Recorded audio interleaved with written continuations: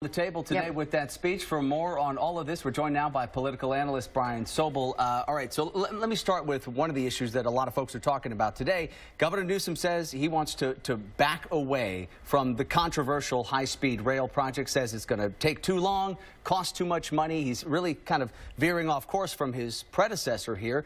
What's the rationale behind this decision? Well, you're looking at something with high-speed rail that has a cost attached to it of $77 billion.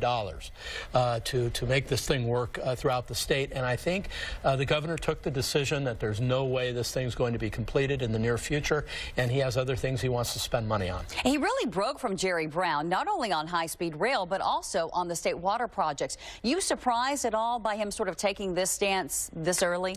Well, I think there's some folks out there that say, hey, he might have waited a little while longer to allow the Jerry Brown legacy to cement.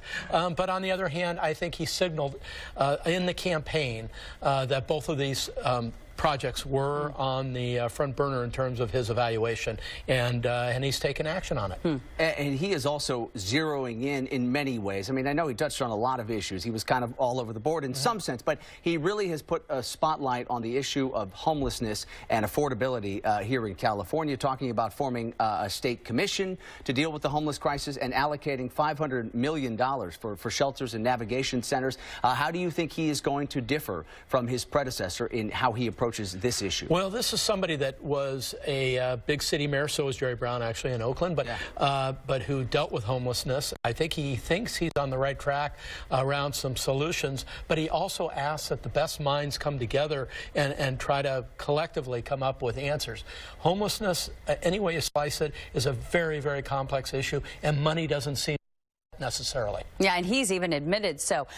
He did, though, Brian, spend an awful lot of time talking about President Trump, talking about the policies of the Trump administration. Do you think that he spent too much time talking about things on the national stage as opposed to focusing on California issues? Well, I don't know if too much time would be the phrase, but enough time so that we recognize that this is going to be an ongoing thing between Gavin Newsom and the president. And the question is, when you have a deeply blue state like California, other than just kind of stating the obvious for a lot of people in California, the question is, what are you trying to accomplish?